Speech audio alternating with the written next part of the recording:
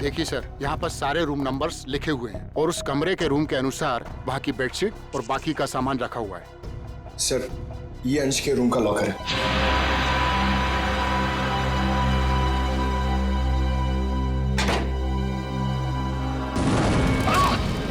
देखो ना तुम, बाहर जाओ, पूरी पकड़े, फायर टीम से, जल्दी। फास्ट।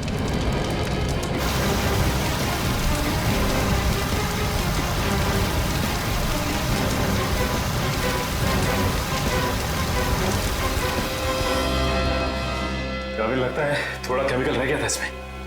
सही कह रहे हो सचिन, अब तो इस लॉकर को बाहर निकालना ही पड़ेगा।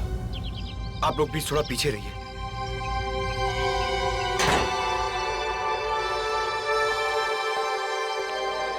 सर, प्लीज संभाल के।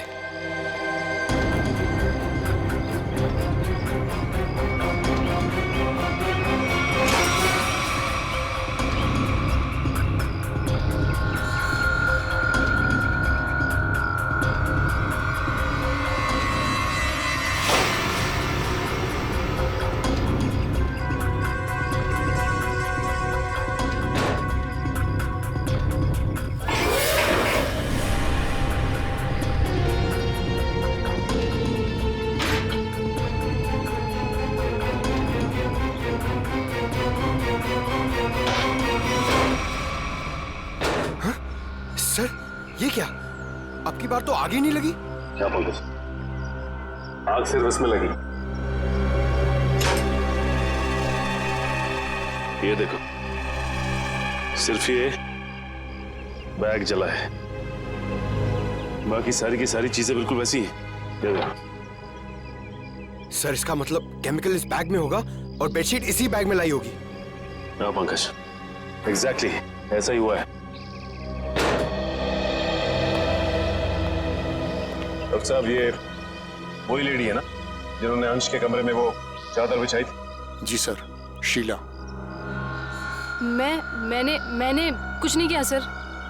मैं इन केमिकल्स के बारे में जानती तक नहीं हूँ। ज्यादा भोली मत बनो। अंश के कमरे की चादर तुमने ही बदली थी ना? बदली थी, मगर क्या? एक औरत ने मुझे 50,000 रुपए दिए थे और कहा था अंश साहब के कमरे में ये चादर बदल देना। उसने आपको पैसे दिए और आपने पैसे ले लिए? एक बार भी नहीं सोचा कि इसके पीछे उसका मकसद क्या है? मुझे क्या पता था साहब, कोई ऐसे तरीके निकालेगा किसी का खून करने के लिए। उसका चेहरा पहचानती हो? स्केच बनवा सकती हो उसका? नहीं, उसने अपना चेहरा दुपट्टे से ढक रखा था। चेहरा ढका था, लेकिन कुछ तो याद होगा, कुछ तो देखा होगा। हाँ, उसके दाहिने हाथ पर एक काला सा निशान था, यहाँ पर।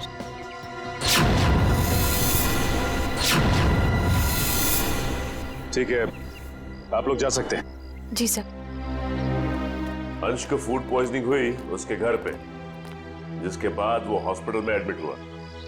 और कमाल की बात है कि हॉस्पिटल में आने के बाद वो जल के मर गया। कुछ तो गड़बड़ है।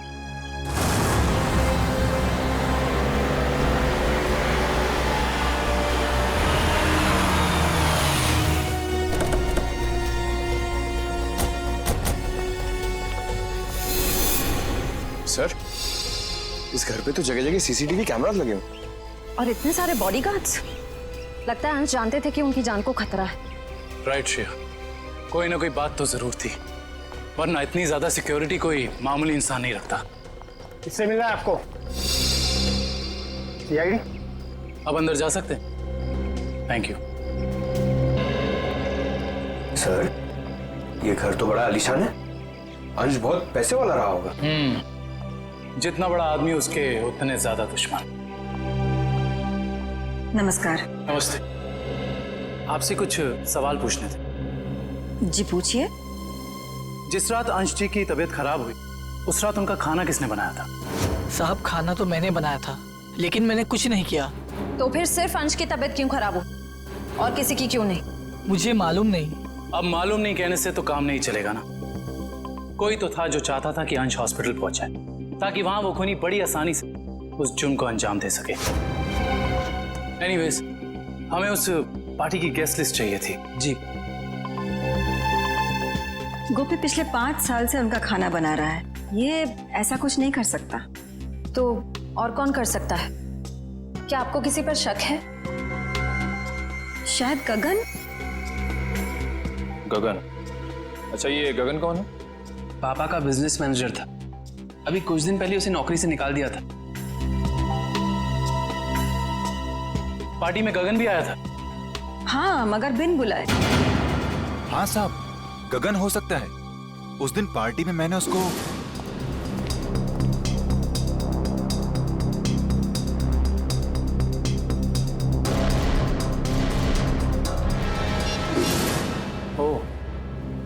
तो अंश गगन पे चिल्ला रहे थे। हाँ साहब, पर म्यूजिक की आवाज बहुत तेज थी। मैं समझ नहीं पाया कि साहब गगन को क्यों डांट रहे थे। मगर अंश ने गगन को नौकरी से क्यों निकाला था? पता नहीं, मगर जरूर कोई बड़ी बात रही होगी जो उन्होंने अपने 10 साल पुराने एम्प्लॉय को एक ही झटके में काम से बाहर निकाल दिया। गगन को नौकरी से क्यों निकाल दिया था, इसका जवाब ढूंढना होगा। क्या अंशी की मौत हो गई है? जी हाँ, और हमें शक है कि उनकी मौत में आपके पति गगन का हाथ है। ये क्या कह रहे हैं आप? गगन अपनी जान दे सकते हैं, पर वो किसी की जान लेने की कभी सोच भी नहीं सकते। सोचा नहीं, बल्कि कर दिया। बहुत ही लंबी चौड़ी प्लानिंग के साथ गगन ने अंश को हॉस्पिटल में ही जला दिया। आपको कुछ गलतफहमी हुई है, गगन ऐसे नहीं है। वो ऐसा नहीं है तो कैसा है, वो तो उनसे मिलने के बाद ही पता चलेगा। वो कब तक वापस लौटेंगे? मुझे नहीं पता। मैंने पुलिस स्टेशन में उनके गुमशुदा होने की रिपोर्ट भी लिखवाई है। कल से वो गायब है। बुरा मत मानिएगा मैडम, लेकिन मुजरिम अक्सर खून करके ऐसे ही फरार हो जाते हैं। बार बार उनको मुजरिम कह करके उनका अपमान मत करिए। अगर उनको जुर्म करना ही होता तो वो अंश जी की बात मान करके अंकित को मार ना देते। एक मिनट, क्या कहा आपने? अंश जी ने गगन को अपने बेटे अंकित का खून करने का काम सौंपा था, पर गगन ने साफ इनकार कर दिया और इसी वजह से उन्होंने गगन को नौकरी से निकाल दिया। ओह, तो इस वजह से गगन को नौकरी से निकाल दिया गया। और कोई बाप अपने बेटे को मरवाना क्यों चाहेगा? सर नहीं सर, ऐसा नहीं हो सकता। आप प्लीज कह दीजिए झूठ है। मेरे पापा मुझे मारने की प्लानिंग कभी कर ही नहीं सकते। हम जानते हैं ये बात आप लोगों के लिए काफी धक्का पहुंचाने वाली है। गगन की पत्नी झूठ बोल रही है। अपने पति को बचाने के लिए कुछ भी मनगढ़ंत कहानी बना रही है वो। अंश जैसा पिता अपने इकलौते बेटे को मारने की कैसे सोच सकता है?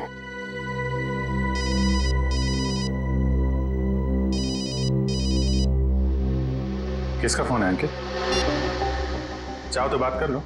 नहीं सर, इंपॉर्टेंट फोन नहीं है। एक्चुअली मेरा एक फ्रेंड मुझे मिलने के लिए परेशान कर रहा है और फिलहाल मैं किसी से मिलना नहीं चाहता। सर, अगर आपके सवाल पूरे हो गए हो तो क्या हम जा सकते हैं? अब हमें अंश की शोक सभा की तैयारी करनी है। ठीक है, आप जा सकते हैं। इशिता? Yes sir.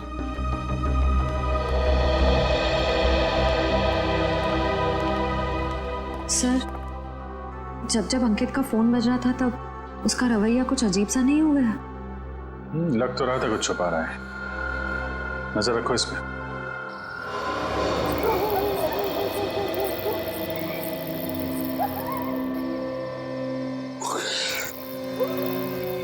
सर, हम लोग क्या रात भर यहीं खड़े रह के पहरा देंगे? रात बहुत काम की चीज होती है पंकज। जो काम दिन के खुले उजाले में नहीं किए जा सकते ना, वो रात के साए में हो जाते हैं।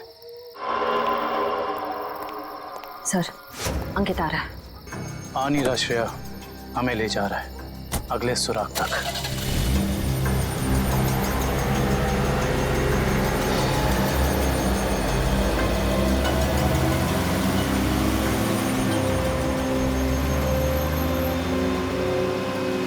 Let's go.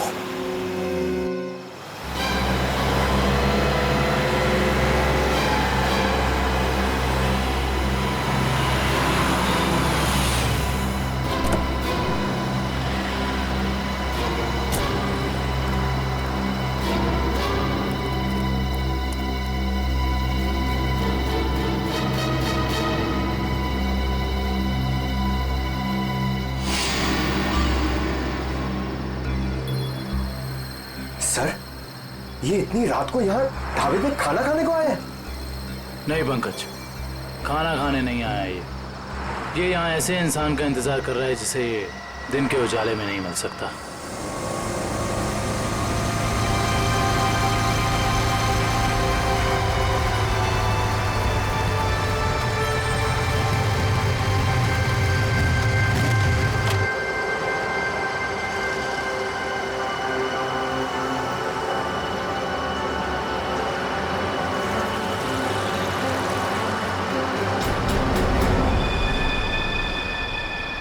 सर, मैंने तो सोचा ये लड़का होगा, ये तो लड़की निकली।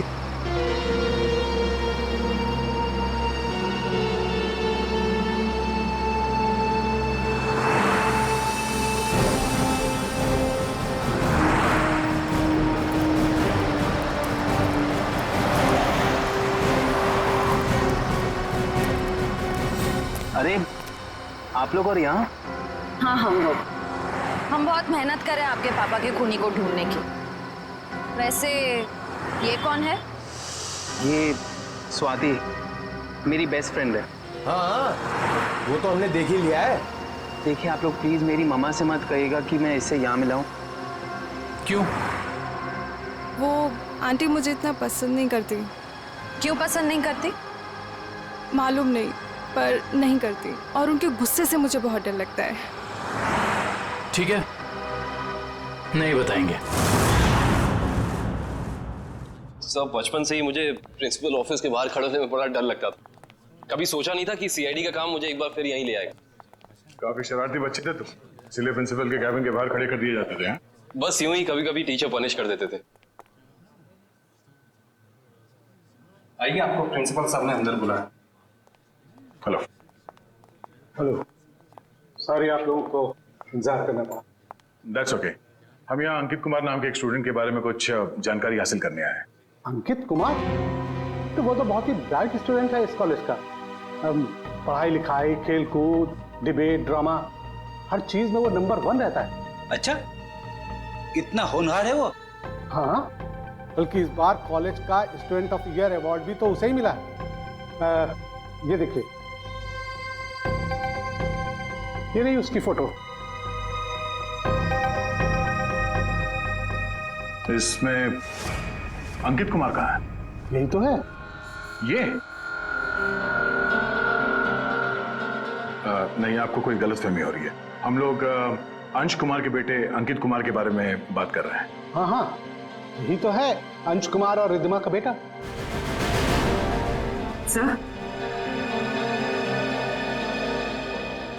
अगर ये असली अंकित है तो फिर वो कौन है? जो कोई भी है, उसके इरादे ठीक नहीं है, और रिद्धिमा जी ने हमें उसके बारे में बताया क्यों नहीं? रिद्धिमा जी कहाँ हैं? मैडम अपने कमरे में हैं। आइए।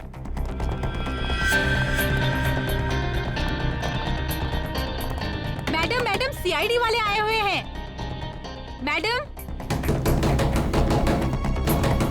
रिद्धिमा जी।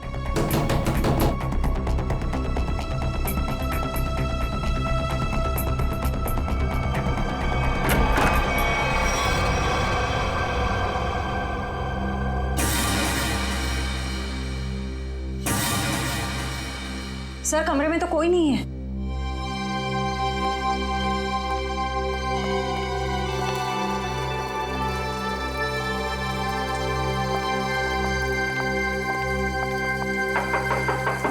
रिद्धिमा जी।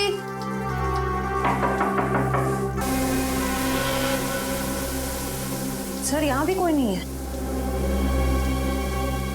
सर ये देखिए, सर यहाँ पे खून भी लगा हुआ है।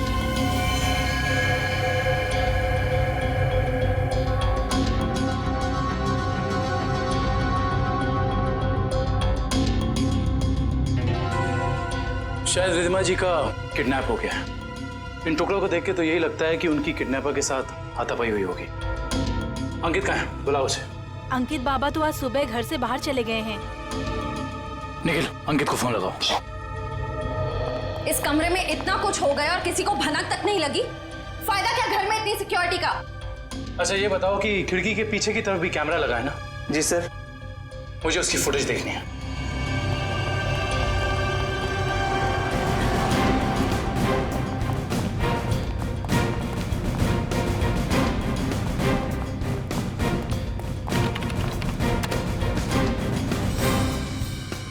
सॉरी सर, लगता है कैमरा 2 घंटे से बंद है। मतलब जरूर तुम में से ही किसी का काम है ये, जिसने गुनाह करने से पहले कैमरा बंद कर दिया। सर हम ऐसा क्यों करेंगे? कोई बाहर वाला यहाँ आके कैमरा बंद नहीं कर सकता। ये किसी अंदर वाले का काम है, समझे तुम? यस सर, अंकित का फोन बंद आ रहा है। कहीं इस सब के पीछे अंकित का हाथ तो नहीं है?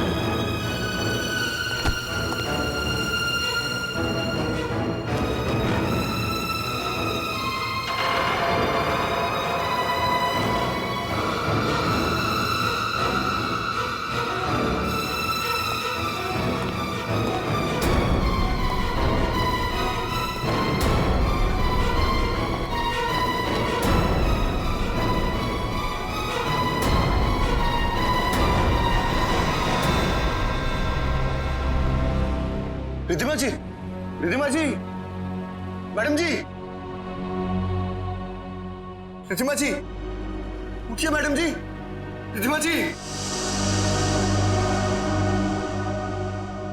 गगन तुम मुझे यहाँ कहाँ लेकर आए हो? मेरे पति को मार दिया, अब मुझे भी मारोगे? नहीं नहीं, ये आप क्या कह रही हैं? मैंने तो अंश साहब का नमक खाया है, उनके लिए जान दे सकता हूँ। मैं मारने का तो मैं सोच भी नहीं सकता। तो फिर कौन लेकर आया मुझे यहाँ पर? क्यों आए हम? शायद उसी ने जिसने हम दोनों को किडनैप किया है। तुम भी? जी हाँ, मैं भी आप ही की तरह इस 4 दीवारी में कैद। हे भगवान, उसका अगला निशाना कहीं मेरा राज तो नहीं? तो तुम हो राज, अंश और रिद्धिमा जी के असली बेटे। जी सर, मुझे तब तक यकीन नहीं कि पापा इस दुनिया में नहीं रहे। पप्पी ने तो मुझे इस बारे में कुछ बताया तक नहीं। लेकिन रिद्धिमा जी ने ये बात छुपाई क्यों तुमसे? उसी वजह से जिस कारण से उन्होंने मुझे दुनिया से छुपा कर रखा और अंकित को अपना बेटा बना लिया।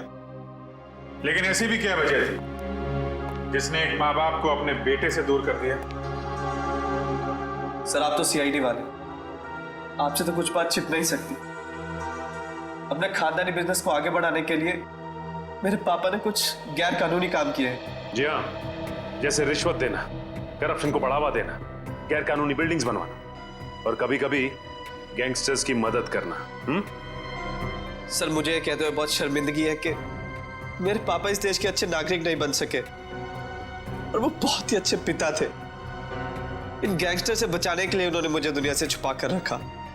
तो तुम्हारी सुरक्षा के लिए उन्होंने तुम्हें खुद से दूर कर दिया और गोद ले लिया अंकित को, ताकि कभी कोई तुम्हारे परिवार को नुकसान पहुंचाता तो निशाने पे अंकित होता, तुम नहीं। एग्जैक्टली। और जब ये बात अंकित को पता चली, उसका रवैया कुछ उखड़ सा गया। उसने मम्मी पापा की इज्जत करना बंद कर दिया। पिछले कुछ दिनों से तो वो पापा को ब्लैकमेल कर रहा था कि अगर उसे प्रॉपर्टी का आधा हिस्सा नहीं मिला तो वो ये राज पूरी दुनिया को बता देगा। सर हो सकता है शायद इसी वजह से अंश ने अंकित को मारने के लिए गगन से कहा। हाँ सर, हो सकता है कि गगन की वाइफ सच कह रही है हो सकता है, और ये भी हो सकता है कि रिधिमा जी की किडनैपिंग में उनके गोद लिए हुए बेटे अंकित का ही हाथ हो। सर प्लीज मेरी मम्मी को बचा लीजिए। मैं पहले ही अपने पापा को खो चुका हूं, मम्मी को नहीं खोना चाहता। घबराओ मत, कुछ नहीं होने देंगे मेरी रिधिमा जी को। अंकित के पोस्टर पूरे शहर में लग चुके हैं, कोई ना कोई उसे जरूर देख लेगा। हेलो, कहाँ? चिंचोली क्रॉसिंग? आप कौन बोल रहे हैं? हेलो हेलो सर, गुमनाम कॉल आया, कह रहा था कि चिंचोली क्रॉसिंग पे मिलो, कुछ जरूरी बात करनी है। जरूरी बात करनी है? फिर तो मिलना पड़ेगा।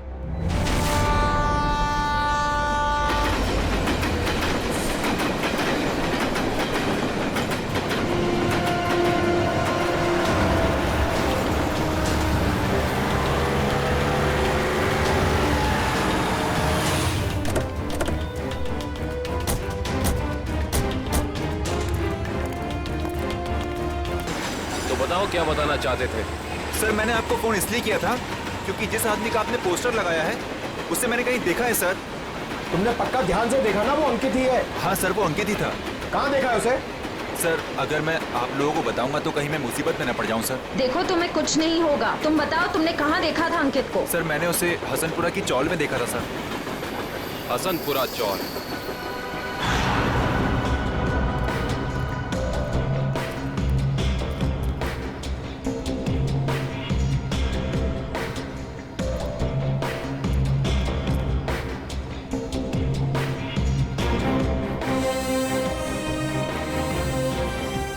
इधर रहता है, इधर। हाँ।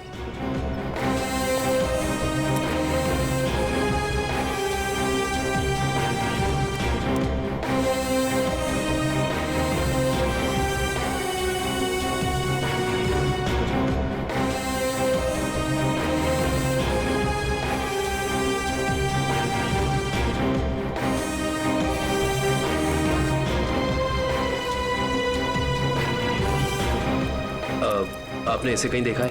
हाँ, उस तरफ रहता है। Thank you. सर, पता चल गया, अंकित उस घर में आता जाता था। Sir sir sir sir sir, बहुत मुश्किल हुई सर, लेकिन मैंने पता कर लिया है, अंकित इसी घर में आता जाता था, ये घर में। पंकज, हम सबको पता है। अब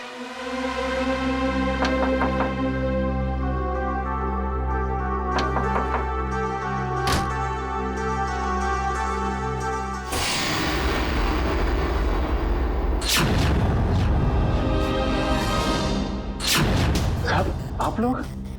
हाँ, हम लोग। सर यहाँ? हमें एक बॉडीगार्ड की जरूरत थी, तो सोचा क्यों ना तुमसे मिल लिया जाए। क्या मजाक करते हैं साहब? सीआईडी को कब से बॉडीगार्ड की जरूरत पड़ने लगी? जब से तुम जैसे बॉडीगार्ड गुनाह करने लग गए। जिस परिवार ने तुम्हें अपनी सुरक्षा के लिए रखा था, तुम उसे ही नुकसान पहुंचा रहे हो। ये क्या कह रहे हैं साहब आप? अंकित क्यों आता था यहाँ? अंकित बाबा यहाँ नहीं आए। हमसे झूठ बोलने का कोई फायदा नहीं है। सीआईडी से ना कोई बच सका है और ना बच पाएगा, इसलिए कह रहे हैं सब सच सच बता दो। हम जान चुके हैं कि अंकित अंशी का बेटा नहीं है। बताओ क्या सच है? बोलो क्या सच है? बताता हूँ।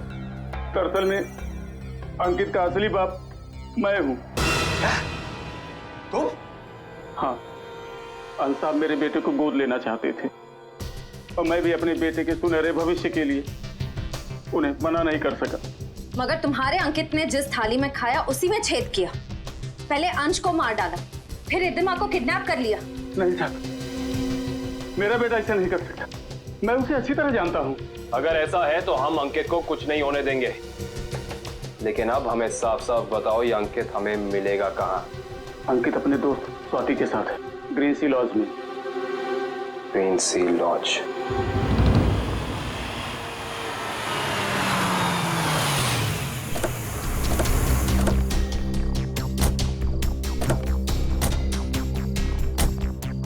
सर, ये अंकित की गाड़ी है।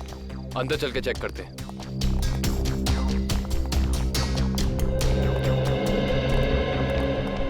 सीआईडी, उस सफेद गाड़ी में जो आए हैं वो कौन से कमरे में ठहरे हुए? Room number 113। Thank you. आओ।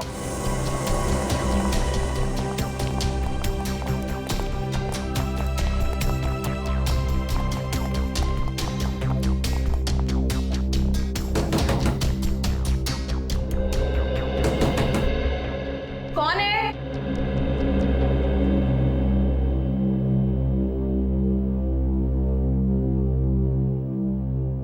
मैडम, हम रूम सर्विस से हैं। जरा खोलिए ना, चॉकलेट केक लाए हैं आपके लिए।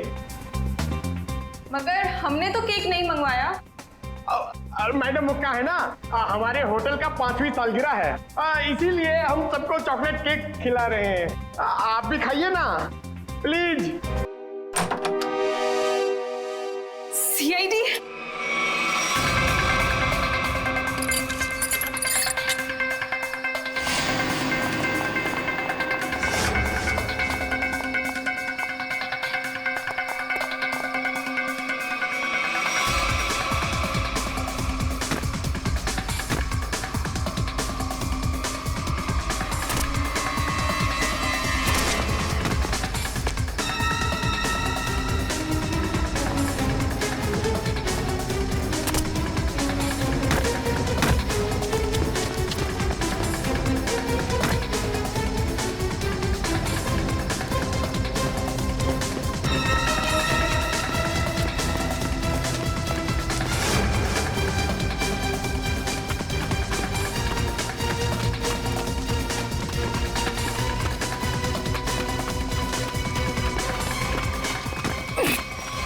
प्लीज मुझे छोड़ दो, please.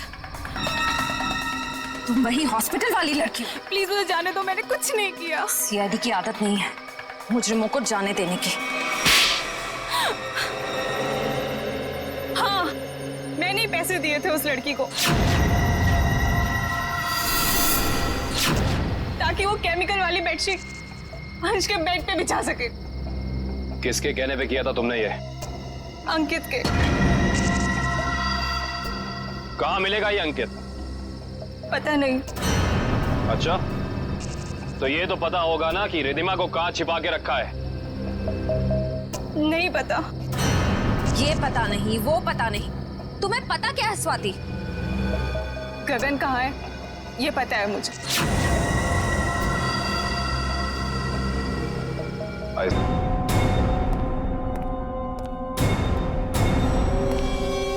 Hi mom. Hi Gagan uncle. I hope सब ठीक तो है ना? आई मीन मेरी खातिरदारी में कोई प्रॉब्लम तो नहीं है ना? अंकित, जरूर मेरी परवरिश में कुछ कमी रह गई होगी जो आज मुझे यह दिन देखने को मिल रहा है। हाँ, आपके परवरिश में कमी रह गई। बचपन से लेकर जवानी तक आप मुझे बेटा बेटा कहती रही और आज एकदम से मुझे पता चलता है कि आप मेरी माँ नहीं है। माँ हो तो आप जैसी। लेकिन मैंने तुम्हें कभी अपने बेटे से कम प्यार नहीं किया अंकित। झूठ है, ये ड्रामा है। आप अपने बेटे को बचाना चाहती थी। माना कि ये सब राज को बचाने के लिए किया गया अंकित, लेकिन अंश और मैंने तुम्हें कभी भी उससे कम नहीं माना, उससे कम प्यार नहीं किया। मैं भी तो आपसे बहुत प्यार करता हूँ मम्मी, इसीलिए तो आपको पापा तक पहुंचाने के लिए यहाँ आया हूँ। और एक टिकट के साथ दूसरी बोनस टिकट फ्री। रिधिमा जी, गाड़ी उठा लीजिए, उसके सर पे खून सवार है।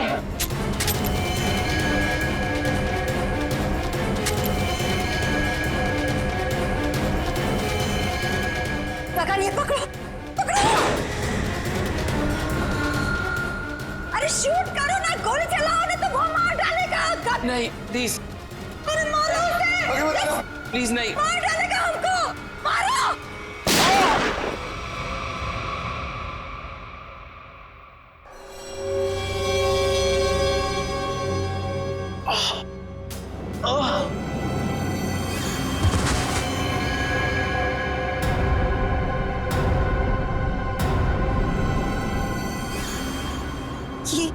ये क्या क्या क्या तुमने उसे मार डाला?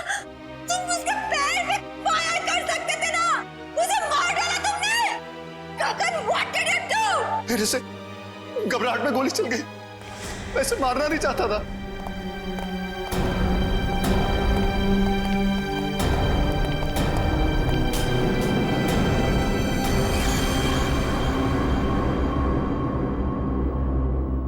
ये तो मर गया। क्या ये सब? हाँ? कैसे हुआ ये? मैं जैसे जानबूझ के नहीं मारा सर। मैं सिर्फ अपने आप को बचाना चाहता था। ये गगन सही कह रहा है। अगर हमने अपने बचाव के लिए इसे नहीं मारा होता तो ये हम दोनों को मार देता। हम समझ सकते हैं। श्रेया, इनके स्टेटमेंट रिकॉर्ड कर लो। आप लोग जाइए प्लीज इनके साथ में। चलिए।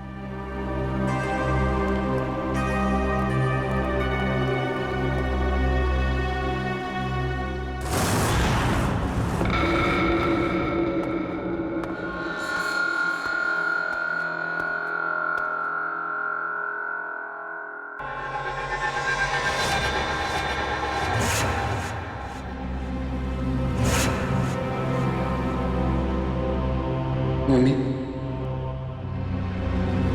मम्मी, मम्मी,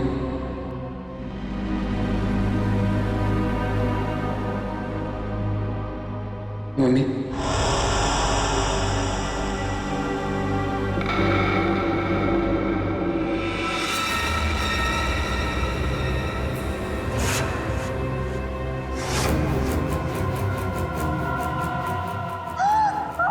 आपने मेरे साथ ऐसा क्यों किया? हमने मेरे साथ ऐसा क्यों किया मम्मी? क्यों मुझे धोखा दिया?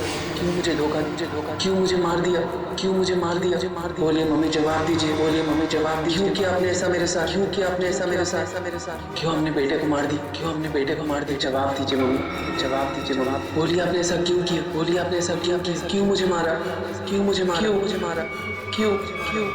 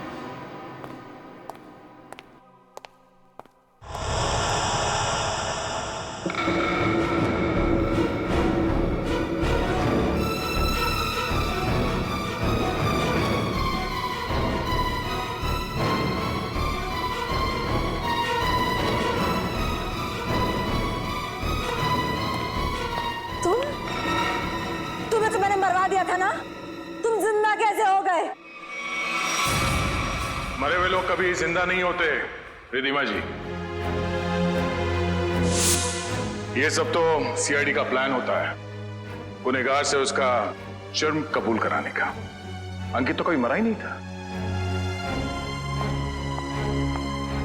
इतना बड़ा धोखा मेरे साथ। मैं धोखा तो तुमने दिया। मैंने जो कुछ भी किया अपने बेटे के लिए किया है। राज, तुम्हारे पापा तुम्हें अपने गैर कानूनी बिजनेस में शामिल करना चाहते थे, लेकिन मैंने तुम्हें हमेशा गुनाहों के इस साए से दूर रखना चाहा। माँ, मैंने कभी सपने में भी नहीं सोचा था तुम भी पापा की तरह इस तरह गुनाहों के दलदल में धंसी हुई हो। और इसीलिए इन्होंने पापा को मारने के लिए मेरी मदद ली थी और प्रॉपर्टी में 25% शेयर देने का वादा भी किया था। इस प्लान में तुम दोनों मिले हुए हो, इसके बारे में तुम्हारी दोस्त स्वाति ने हमें पहले ही बता दिया था। उस पार्टी के दिन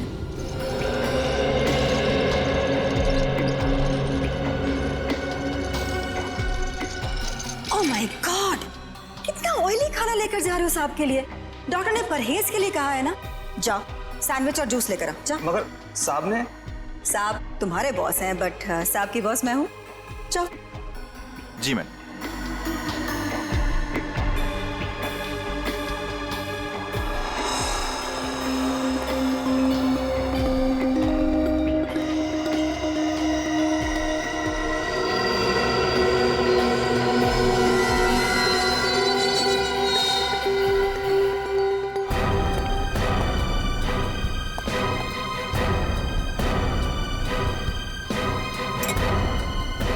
गुड, तुम जाओ, मैं साहब को खाना खिला दूंगी। जी मैम। मैं कभी सोच भी नहीं सकता था कि आप ऐसा करेंगे। खुद गुनाह किया और मुझे फंसा दिया। तो और क्या करती? तुम्हें पता चल गया था कि अंकित अंश को मारना चाहता है, इसीलिए मैंने आखिरी वक्त पर सारी बाजी पलट दी। और उस पलटी बाजी में मेरी भी बलि चढ़ा दी थी।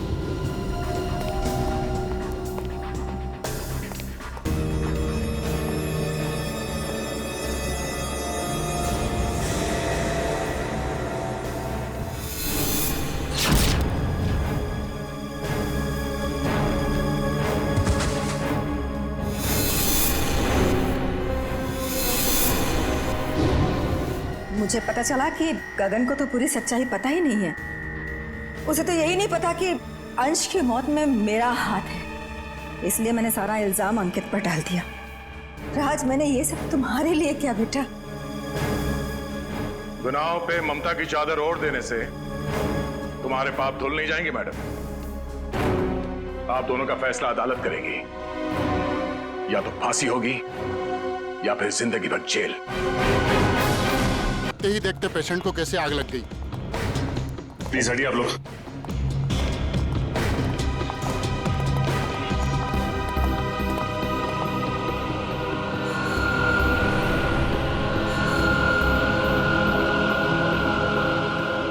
साहब, जिस वक्त ये आग लगी उस वक्त कोई और भी था कमरे में? नहीं सर, कोई नहीं था।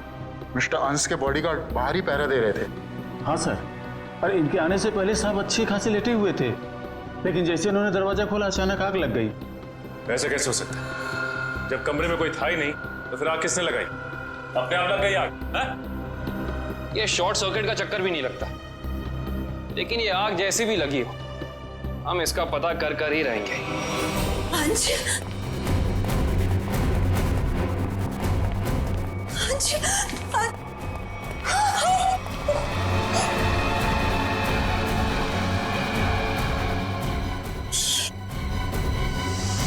सर, मिस्टर अंश की वाइफ और बेटा। अंश को हाथ कैसे लगे? कैसे हो गया ये सब? पापा उठिए, पापा क्या हो गया आपको? पापा संभालिए अपने आप को। देखिए, थोड़े वक्त के लिए आप लोग बाहर कॉरिडोर में इंतजार कीजिए। पंकज प्लीज चल। पापा आइए। डॉक्टर साहब, अंश जी यहाँ कौन सी बीमारी का इलाज कराने के लिए एडमिट हुए थे? कल रात इन्हें फूड पॉइजनिंग की वजह से लाया गया था। इनके घर पार्टी थी, शायद कुछ उल्टा सीधा खा लिया होगा। अच्छा ये बताओ कि डॉक्टर साहब के इस कमरे में आने से पहले कोई और भी आया था इस कमरे में? हाँ सर, 2 लोग आए हुए थे।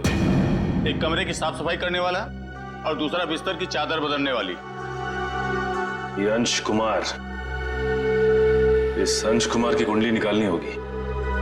जहां तक मुझे याद आता है कि बहुत सारे काले कारनामों में शामिल था।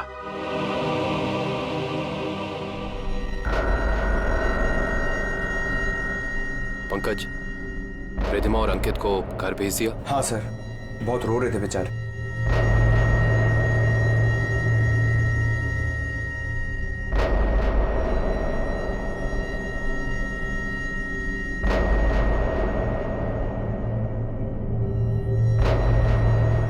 वैसे सालुंके साहब, आपको क्या लगता है आग किस वजह से लगी? मेरी बात छोड़ो सचिन, तुम बताओ, तुम लोगों को क्या लगता है भाई? सालुंके साहब, अगर हमें पता होता तो हम आपको क्यों बुलाते? देखा तारिका, इन लोगों ने तो हाथ खड़े कर दिए। अरे प्रद्युमन तो कहता था तुम लोग सुपर कॉप हो यार। सर हम तो सिर्फ तहकीकात कर सकते हैं, अंदाजा लगा सकते हैं, लेकिन इस साइंस के मास्टर तो आप ही हैं ना। तो ठीक है, अंदाजा क्या लगाते हो वो अंदाजा ही बता दो यार। सर हमें ऐसा लगता है कि ये चिंगारी लगाने वाला कोई इंसान नहीं बल्कि कोई वस्तु, कोई चीज है। हो सकता है, देखते हैं।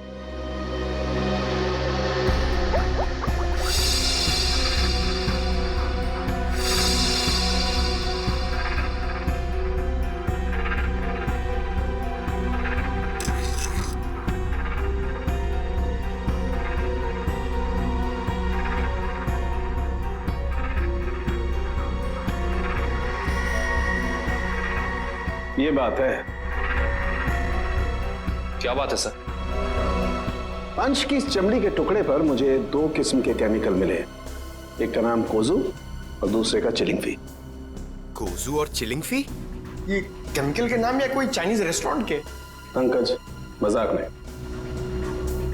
और ये दोनों केमिकल जब आपस में मिल जाते हैं तो एक तीसरा केमिकल बनता है जो बहुत ही आसानी से आग पकड़ लेता है अगर उसे एक निश्चित मात्रा से ज्यादा ऑक्सीजन मिल जाए तो। और जैसे ही डॉक्टर साहब ने इस कमरे का दरवाजा खोला, यहाँ का ऑक्सीजन लेवल बढ़ गया और अंश का शरीर खुद ब खुद जलने लगा। इसका मतलब अंश की बॉडी पे ये केमिकल हॉस्पिटल के किसी अंदर वाले ने लगाया है। अंदर वाले ने। देखिए, आप बेवजह हम पर शक कर रहे हैं। हम भला अपने मरीज की जान क्यों लेंगे? डॉक्टर साहब, हम भी यही जानना चाहते हैं कि आपने किसके कहने पे वो केमिकल अंश की बॉडी पे लगाया। देखिए, मैंने मिस्टर अंश को छुआ तक नहीं। मैं तो एक एक दवाइयां उनके बॉडीगार्ड के सामने देता था। अगर आपने नहीं छुआ तो किसने किया है? किसने स्पंज बात दिया उसे? देखिए, मिस्टर अंश यहाँ पर फूड पॉइजनिंग के इलाज के लिए आए थे, तो स्पंज बात देने का तो सवाल ही नहीं उठता। मैं कह रहा हूँ ना कि हम में से किसी ने भी उनकी बॉडी के ऊपर कोई केमिकल नहीं लगाया। अच्छा, तो आप ये कहना चाहते हैं कि डॉक्टर सालुंके गलत कह रहे हैं? जी नहीं, मैं ये बिल्कुल नहीं कह रहा हूँ। मैं सिर्फ इतना कह रहा हूँ कि मैंने या मेरे किसी भी स्टाफ ने उनकी बॉडी के ऊपर कोई केमिकल नहीं लगाया है। 2 लोग आए हुए थे, एक कमरे की साफ सफाई करने वाला और दूसरा बिस्तर की चादर बदलने वाली। माय गॉड, कहीं वो केमिकल उस चादर पे तो नहीं लगा हुआ था जो अंश के कमरे में बिछी हुई थी? डॉक्टर साहब, ये सारी बेडशीट कहाँ